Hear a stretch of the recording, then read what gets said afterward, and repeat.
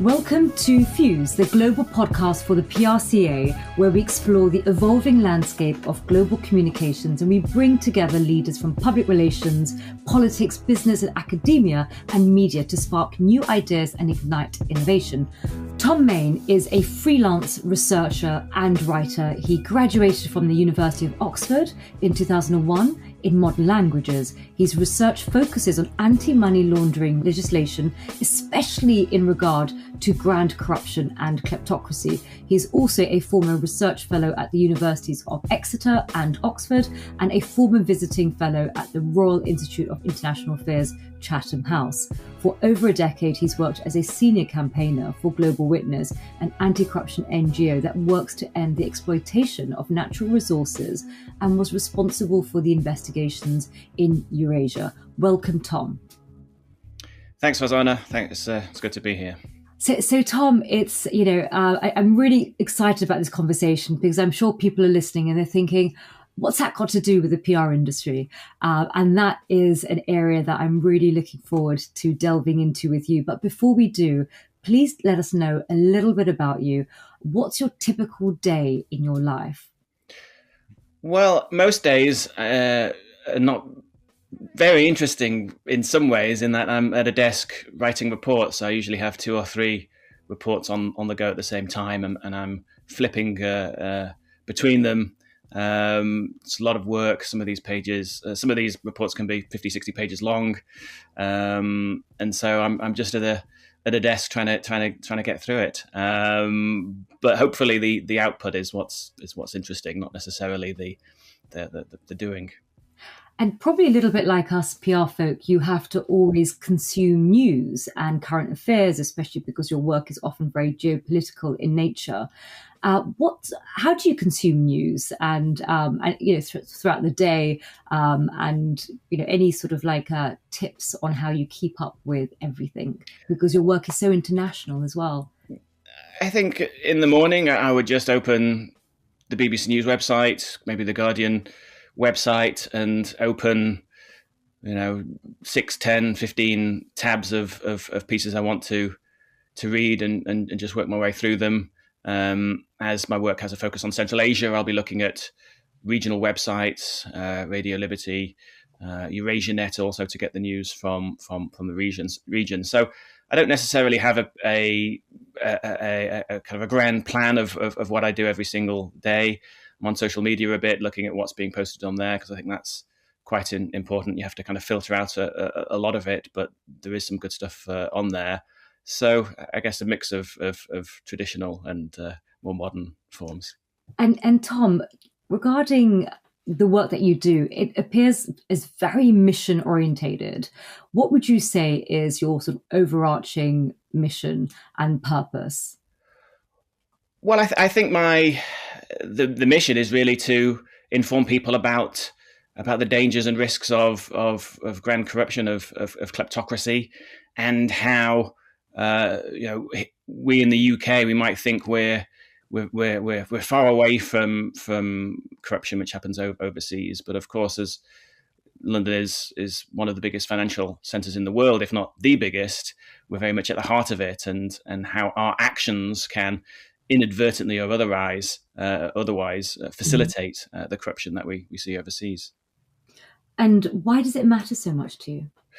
Well, I think money from kleptocracies can have a corrosive nature on our institutions, our political institutions, our charitable and educational institutions.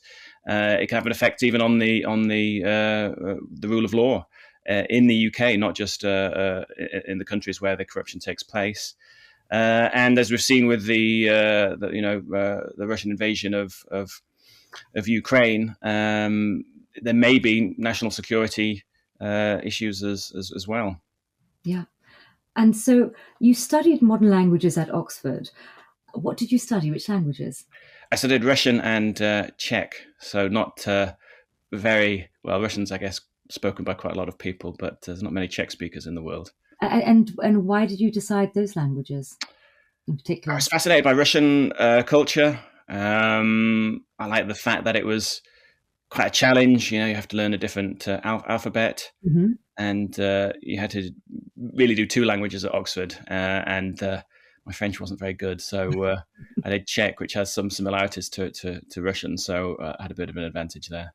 And was Oxford quite an intimidating atmosphere to study in, or did you feel? Not necessarily intimidating. The college I was at was a very friendly college.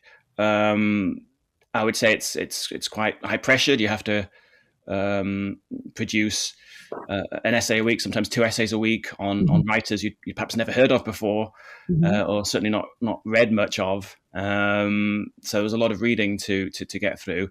I like to think that that's kind of put me in good stead to what I do now, where you have to condense a lot of information and put it into something that is hopefully readable and accessible and makes sense.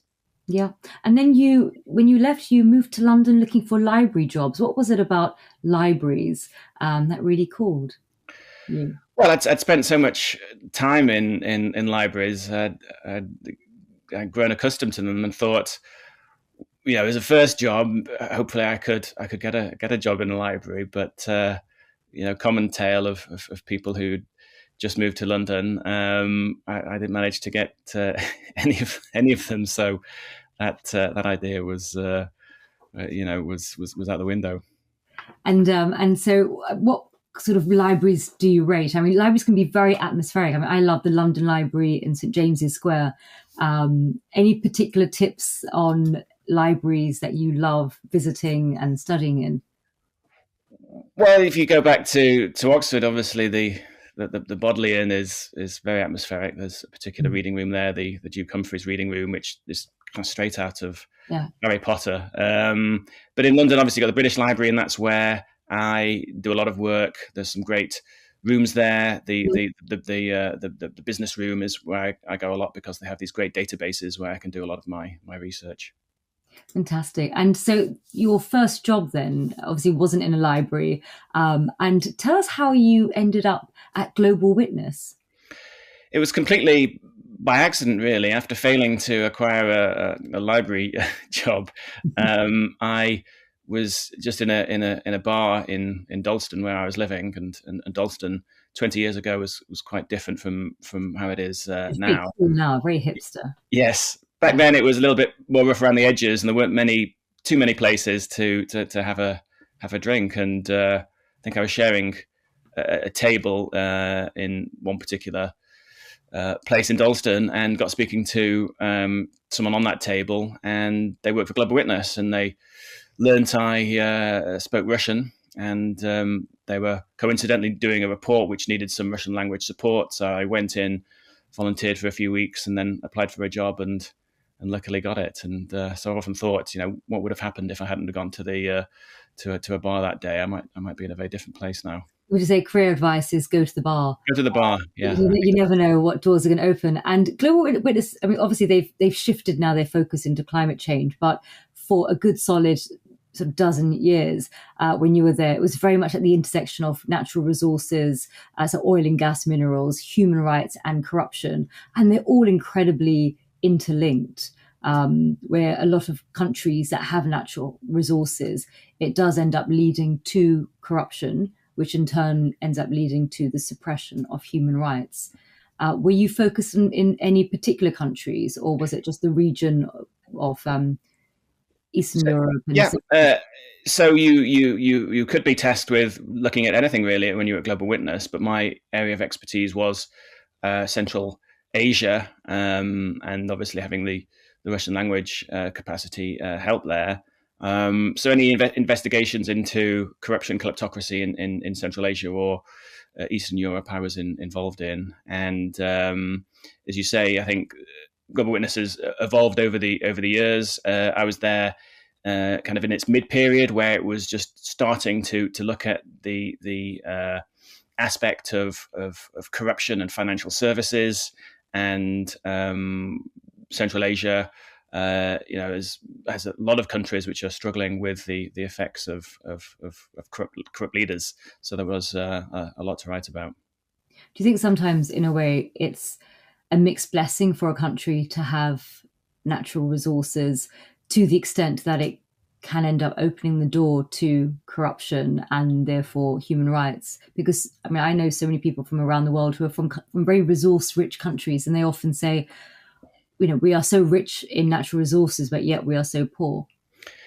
Absolutely, there's even a phrase, the resource curse, which I think people tend not to want to use because it sounds like if you have natural resources, you are automatically cursed into falling foul of corruption. So sometimes you hear the phrase paradox of plenty. But it is true that some of the countries with the most plentiful natural resources are the most corrupt, and that's because the people who get in power often steal those resources, and then they have something to protect, so they have to clamp down on any political opposition, any reporting of their misdeeds in order to keep hold of what they've got. Yeah, and we'll talk a little bit later on about Chatham House and the report that then highlights what happens when they then come to certain countries like the UK and spend their money here and the repercussions it has to the UK. You then, after 12 years working there, obviously, you realised that this was your key passion and mission, and you ended up then writing this incredible report, the Kleptocracy report, which made a huge sort of significant impact on me and many others who read it. How did you then leave Global Witness and come into the world of sort of the academic world in Chatham House? I'd had a great time at Global Witness, but just wanted to explore other things. As you say, Global Witness was in a transitional period, and it was a good time to explore other opportunities. Mm-hmm. So I was freelancing for a bit, doing similar reports, but for other organizations. And then I transitioned into more of an academic role, which is where I met John Heathershaw, University of Exeter, who's another Central Asian expert. Yeah. And through this collaboration, we ended up with some other academics writing the report, as you mentioned, for Chatham House. So the report was published in December 2021, and it's on kleptocracy. Could you explain what does kleptocracy mean? Well, literally, it means rule by thieves, and as we've been talking about, those countries which do have natural resources, but it doesn't necessarily need to be oil, gas, and minerals. It could be construction contracts or telecoms contracts, anything up for grabs that makes money. Basically, the leaders of that country will take for themselves and their political allies, their family members, and basically monopolize the business sector and basically steal from the people. And as we've said, this often comes with human rights abuses, with repression of free speech, of peaceful assembly. So all of the things that we've been talking about are linked when it comes to looking at kleptocracy and natural resources. And of course, when your report came out, it was a few months before the full-scale Ukraine invasion. Did that turn kleptocracy up a notch? Because all of a sudden, all eyes were on sanctions, oligarchs, money coming into the UK from hostile countries. Did that amplify the impact of your report? Because all of a sudden there was a sense of sort of political expediency that was required to push through the sanctions. Absolutely, it did. I think for 20 years, the opinion of most people in the UK, especially those in the financial services, was they like to make money, we like to make money. What's the issue? But with the full scale invasion of Ukraine, we started to see how perhaps that was a little bit of a blinkered vision, and we were having an open door policy to people who might not have the UK's best interests at heart. And I'm talking about the oligarchs. And I think even though the UK had a bit of a slow start, I think what they did do in terms of sanctioning a lot of these individuals was very much needed, if perhaps a little bit late in the day. I mean, you were all over the news, I remember, for quite a period. Was that driven, in your opinion, by the invasion of Ukraine, and therefore the emphasis upon money coming into the UK from those who are close to Putin's government? Absolutely, absolutely, it was. There was a renewed focus on Russian capital flowing into the UK. I was taking film crews from Romania around London to look at various oligarchs' houses, and so for a time I was, doing dozens of interviews a week, and I think it really put the issue of kleptocracy on the agenda. And in your opinion, I know sanctions is not an area of expertise, but do you feel that the government adopted the right approach? I think so. We can debate about the pros and cons of sanctions, but what the UK government did do was look at those figures very close to Putin and said, well, we don't think that you should be benefiting from the support of the UK anymore, whether it be the financial services or PR services, and I think that was long overdue, an examination of those links between these individuals and certain parties in the UK.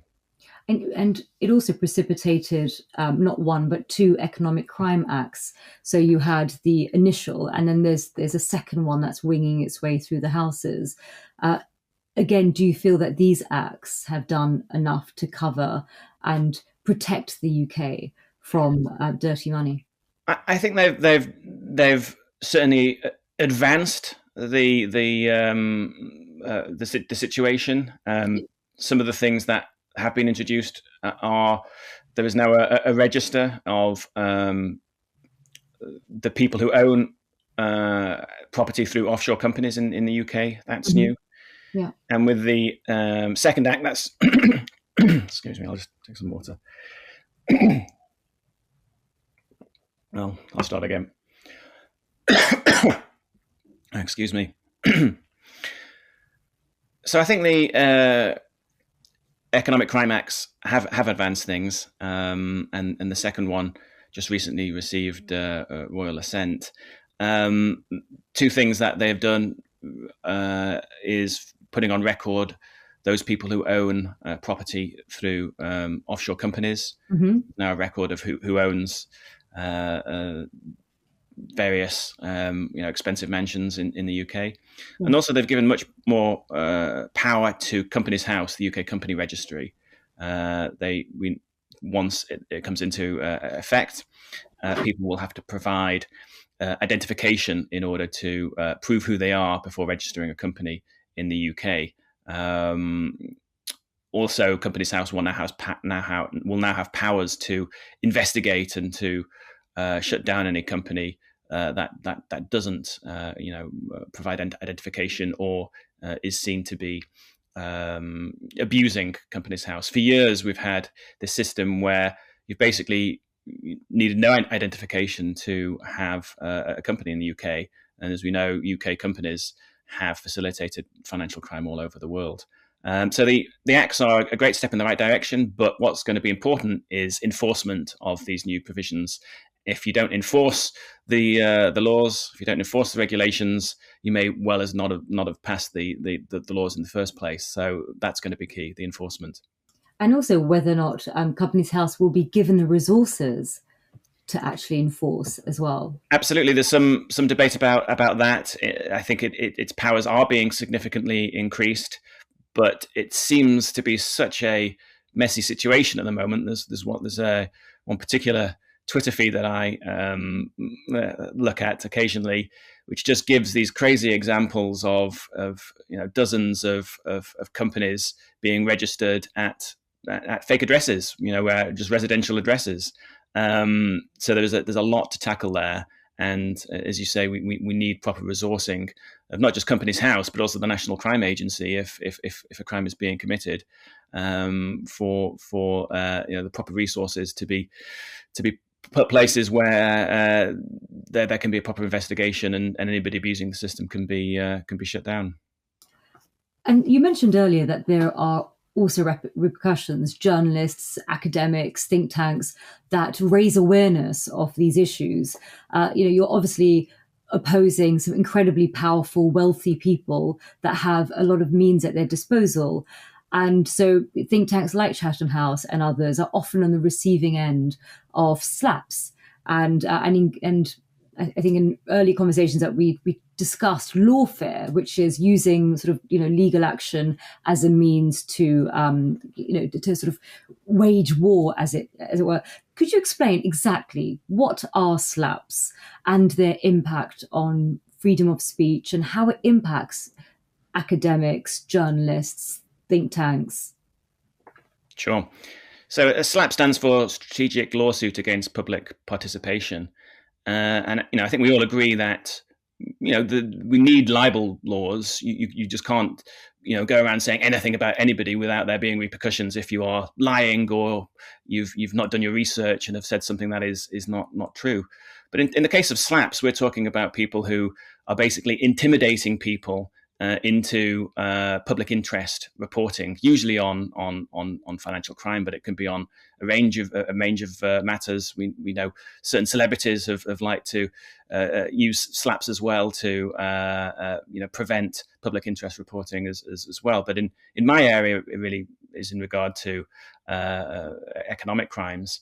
And the situation is the UK laws, the way that they are set up, the costs are just so huge. It's a one-sided battle. So if you can threaten somebody with a libel case, which even if it gets thrown out at an early stage is likely to cost several £100,000, the effect of that is that report may be quashed out of fear of these costs. So it's too one-sided in the favour of the rich, who, if you're a billionaire, a couple of £100,000, or if it goes to trial, a couple of £1 million isn't really going to count for much. But if you're a news outlet or a regional website or even a freelance reporter, you're not going to have that money to defend a case, and you may just retract your article, and that information never gets out there in the public domain.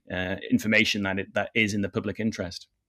And it probably also acts as a bit of a deterrent, because when that happens and you see a think tank or a fellow academic or journalist being sort of taken down and sort of moved to financial ruin, it sort of makes others sort of think twice, I imagine. Absolutely. I think there is a strategy on behalf of certain people, certain companies, that, if we launch a slap, it's going to make people think twice before reporting on our activities. And so the effect is that information isn't out there, and the public perception of that person or that company is skewed because you're only getting half of the story. So it's not so much an issue that the campaigners are worried that they're going to lose the legal case. It's more a question of not being able to finance the legal case. Are there any changes that's in the pipeline to prevent? I think that there is a lot of work going on about bringing in some anti-slap legislation, and there is discussion about how it would look like. How do we protect that? Because obviously people do have a right to go to the courts if they feel that somebody has said something that is incorrect about that. But how do we balance those interests? At the moment, it's just too far skewed on the side of the ultra rich, and there is legislative efforts afoot to change that. So I'm a big fan of Chatham House. So when I saw the report, I read it in one sitting, and it was fascinating. It's actually a former client of mine. He sent it to me and he said, I really think you ought to read this report. And I was absolutely shocked when I came across the PR industry chapter, because I read it thinking, I'm interested in geopolitics and so forth. And I didn't expect an entire chapter for the PR industry, because I've never really connected the dots.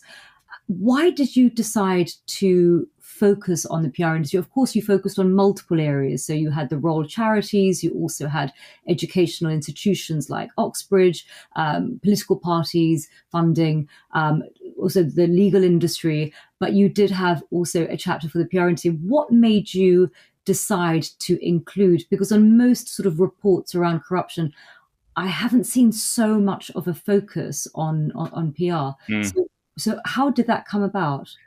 Well, I think you're right. The front line in the fight against financial crime are the financial services, so the banks, the real estate agents, the accountants, and so it should be, because those are the ones who are actually dealing with the cash, and those are the industries that are regulated for money laundering purposes. But the PR world, who aren't regulated for money laundering purposes, can play a key role in, for example, bolstering a person's reputation, opening doors for them in charities or in politics, and really providing a kind of a laundering effect, not so much on the money, but on the reputation of a person, that can perhaps inadvertently have a negative effect on our institutions here in the UK. And so, after the report, you've been working on a dedicated report on the PR industry. And when is that due to be published? It's going to be published very soon, hopefully. We're thinking at the end of January, the beginning of February 2024. And we're very much looking forward to getting it out there and continuing that debate about what's the issue here and how do we make things better for everyone. And the report will be published through another think tank. It's going to be published by the Foreign Policy Centre. We're very glad to have their support, and we're looking forward to having it out there. And did you dedicate a whole report to the PR industry because you felt actually this is an area that has often hasn't really been scrutinized, and it actually was an area that you wanted to delve into a bit deeper? I think so. I think as I say, the PR industry has perhaps been off the radar to a certain extent when it comes to kleptocracy, and I think in certain parts of the PR industry, there's perhaps not much awareness of the issues, and so I think the writing of the report is just to start that conversation. We've got these economic crime acts about how can we improve Companies House and the financial services, but what else can we do? What other industries can we look at who may be lending support to kleptocratic regimes? So it's really, your approach is a sort of holistic, systemic approach to combating dirty money, and that's the public sector, the private sector, and public awareness, and that's where I imagine the PR industry came in. Now, there are, of course, sort of ethical guidelines that do exist already in our industry. We have various different industry bodies. Do you feel that they are fit for purpose? I think the guidelines set out by the PRCA and the CIPR are strong, but of course you don't have to be a member of either membership body to do PR work. I also think that there is perhaps a little bit more to do in terms of just general awareness of what the problems are. The guidelines are not very specific. They're by their nature they refer just general principles of ethical behavior. But I think there are some things specific to dealing with kleptocracies that need to be discussed, and that's why we delve into them in the report. So you're obviously very aware of the high-profile case of Bell Pottinger. Well, absolutely, and that's a great example, Farzana, because they were not a small fish. They were a major PR firm, and their work in South Africa, which was shown to be racially divisive, shown to stir up various tensions that had been bubbling under the surface, really on behalf of a high net worth family that had strong links to the then rulers of South Africa. It was really shown to be beyond the pale, to be misleading, and to be not in the public interest. And as we know, it was really caused the downfall of Bell Pottinger. So as well as various ethical concerns, there is a danger that if you choose the wrong client, you may go out of business if that wrongdoing is found and publicized. And I must say, hats off to the PRCA, because they were indeed members of the PRCA. And also what triggered their demise, some would argue, was actually being kicked out of the PRCA so publicly that then led to a lot of their other clients dropping them, and then they were financially unsustainable. Now, if we look at what's rumbling in the news nowadays, we've got Isabel dos Santos, which is quite a fascinating case study that you've been exploring. And of course, people of that sort of profile, they often have reputation advisors that are helping them navigate the reputation building centres of the world, of which London is one of them. Because of our global media, we have an outsized sort of global voice. What's your thoughts on her case study? It's a fascinating case, but it is really a prime example of when we're talking about the reputation laundering of figures from kleptocracies. Isabel dos Santos is the eldest daughter of the former president of Angola. She has a net worth of around about $3.5 billion, I believe, and through various PR agencies. She would be a very high-profile speaker at various universities, at Yale, at the LSE here in London. But since her father departed from the presidency, she is being investigated for a variety of reasons. She obviously says that she's committed no wrongdoing, but her assets have been frozen in both Angola and in Portugal, so the investigation is ongoing, and there is definitely, I think, questions to be asked about how has she managed to attain such a fortune. Yet the tale that the PR agencies told was that she was, a successful, self-made woman. She was a strong figure who is should be seen as an example to everybody. But that's not really the full story. And as I say, there are many questions over how she actually came to acquire this wealth in the oil-rich country of Angola. And playing devil's advocate, if her previous PR agency, if they said, well, we didn't have any evidence, she wasn't convicted of anything, so what do we do? Act upon suspicion. And what about the principle of innocent until proven guilty? So what would you say to those PR agencies who did actually support her, or she may obviously have ongoing support from PR firms? I think we just have to be a little bit more realistic about what happens in kleptocracies. In kleptocracies, there is no rule of law. The president's daughter is, as long as their relative is in power, is never going to be indicted, investigated, jailed. So they're never going to have a criminal conviction against their name as long as their relative maintains power. So it's not good enough just to say, well, this person has a clean criminal record. You really need to look at the country in question, look at what people have been saying about the country and about the person in question. It's absolutely fine to represent someone if they are accused of a crime. But when it becomes actually misleading, as it has in Dos Santos' case, we have an example we mentioned in the report of PR agencies being involved in spreading misleading information about her, the criminal investigation into her. Then I think it becomes a different thing. And it becomes something which I think is not in the public interest and is misleading and potentially harmful.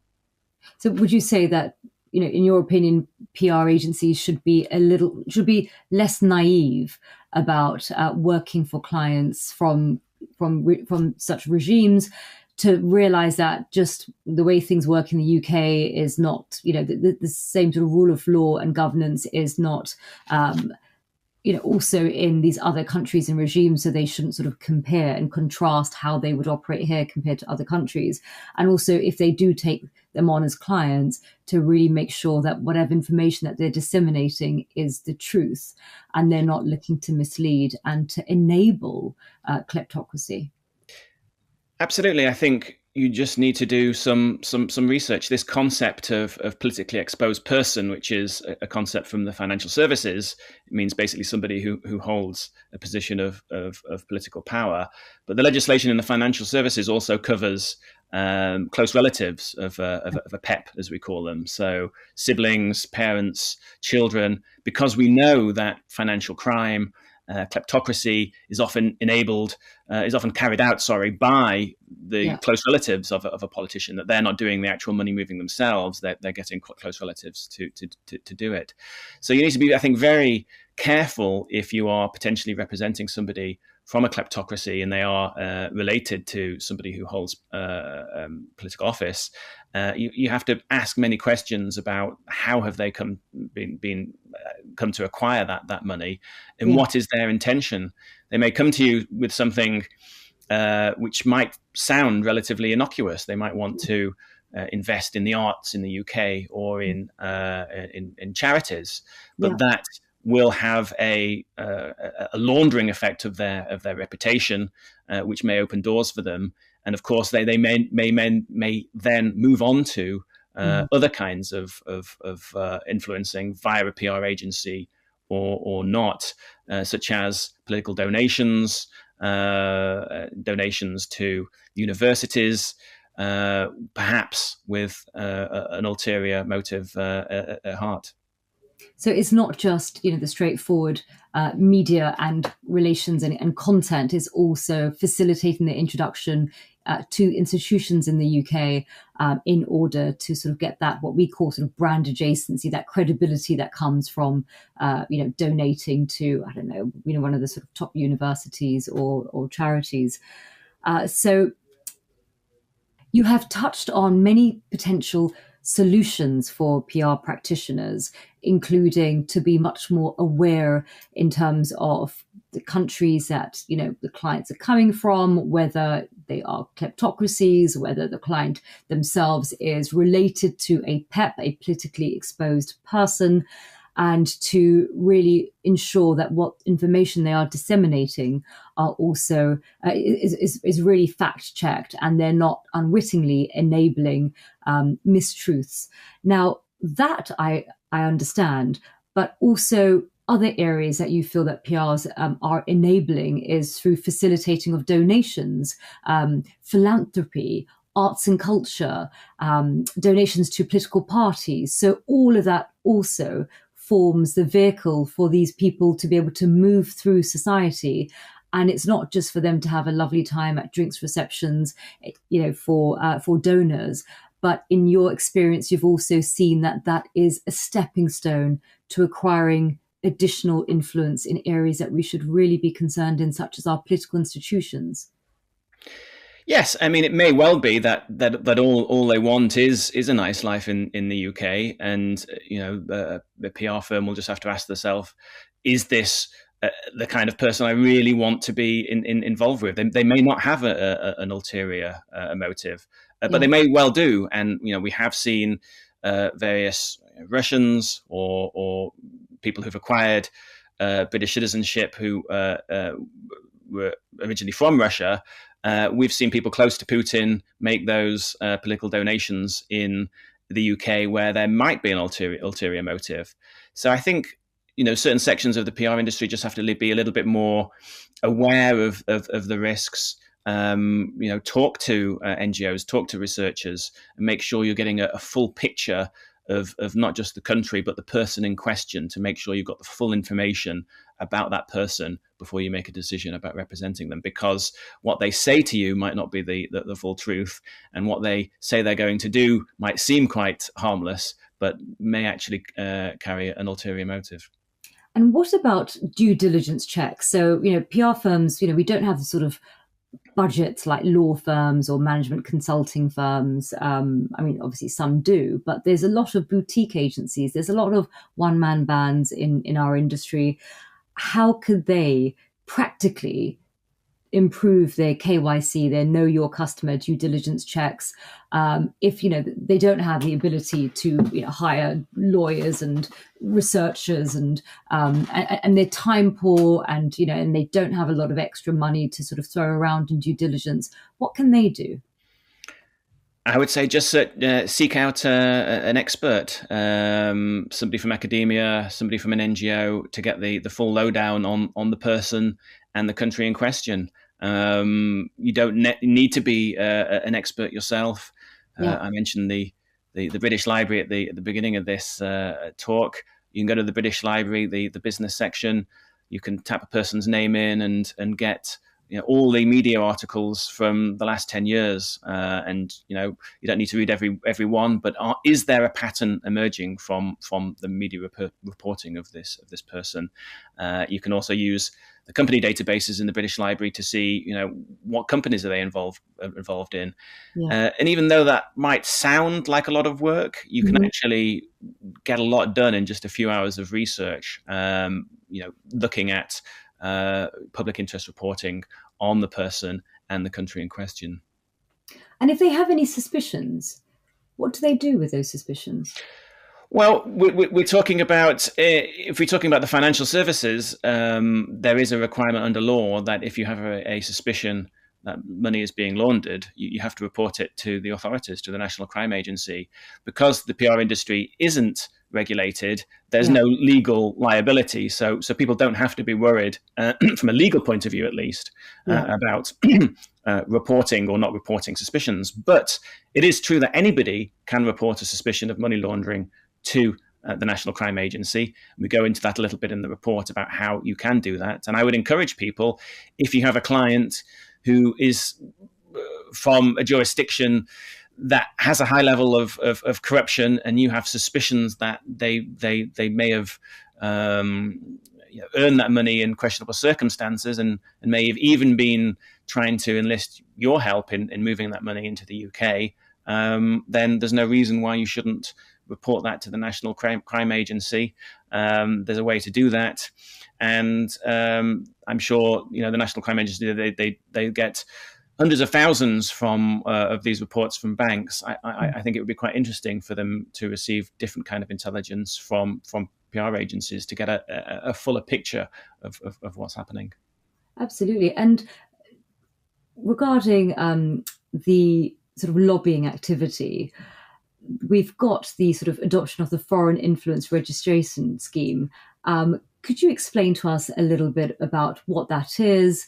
In your opinion, is it a positive step for the industry to engage with anti-corruption campaigners?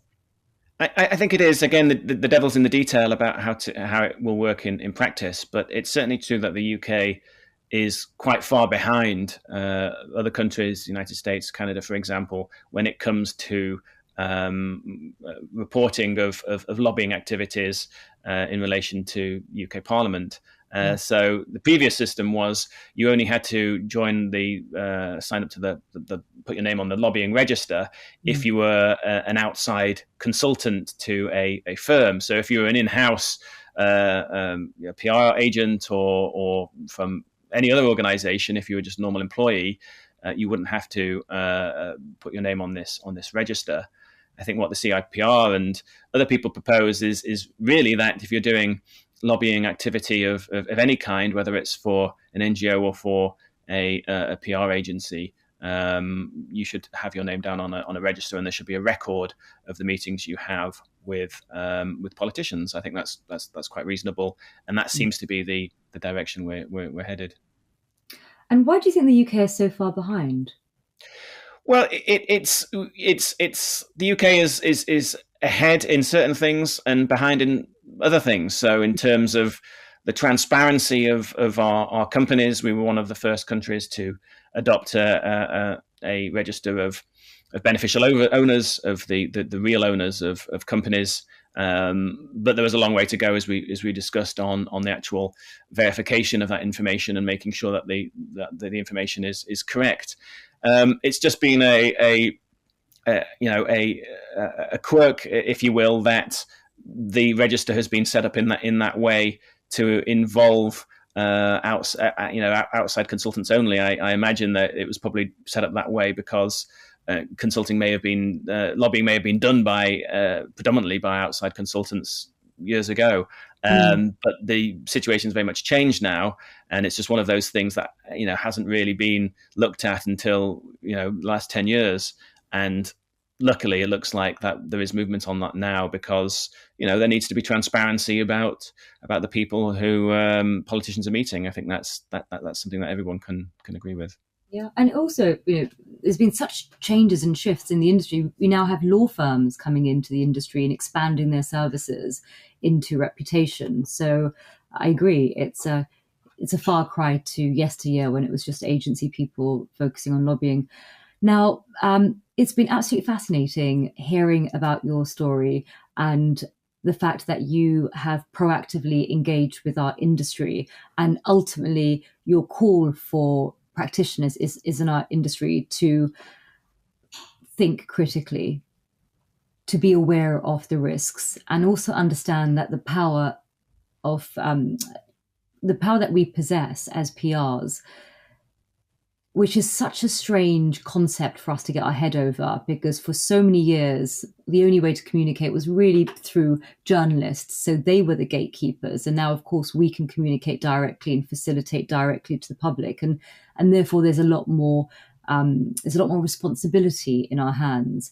And I wanted to thank you so much for taking that level of time to engage with our industry, because in the past, we've always had hit pieces by various different media outlets that says, oh, well, this PR agency is dodgy, or that PR agency is doing this. And I think you've engaged with our industry in such a constructive way that I think will lead to a positive ripple effect.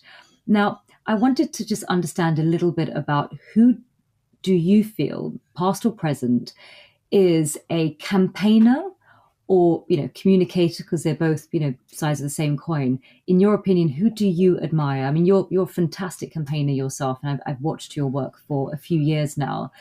But who would you say inspires you? Wow, it's a good question. I think anybody who writes and speaks well, anybody who can present an argument and really back it up. So, let's pick two names, like Christopher Hitchens and Noam Chomsky. Two people with very different political viewpoints. Obviously, Hitchens no longer alive, but even though I might not agree with all of what Hitchens and Chomsky say, maybe not. Maybe most I'll disagree with, but the fact that they can present an argument and speak so eloquently about a particular subject is something I've admired in both of them. It's just fascinating to listen to them, whatever the subject. Yeah, I agree, because I think everyone, to a certain extent, can communicate, but it's about, can you communicate highly complex ideas in a simplistic way that everybody can grasp? And I think that's always fascinating. Now, you've had the most incredible career. You've worked at the highest levels of academia, through think tanks, and your work has really made an impact. What advice would you give to your younger self? I think I would say just make sure to take a lot of walks and to get out of your head a little bit. And it's a cliche, the seize the day, but I think it is so true how so many of us, we just are not in the present. We're always thinking about the next thing, the next job, the next event, the next whatever it is.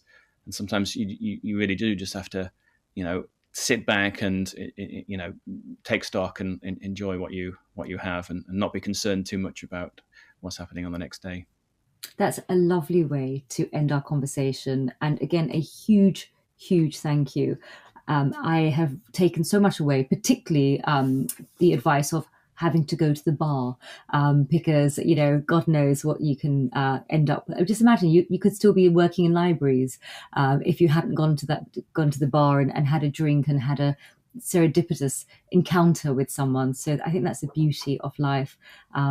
Now, I wanted to thank you, Tom, and I also wanted to thank those who are listening. You'll find this episode on the PRCA's YouTube channel and on Spotify and Apple Podcasts, alongside other episodes interviewed by myself and my co-host, Dan Gold. If you like what you hear, please do share so we can grow our community.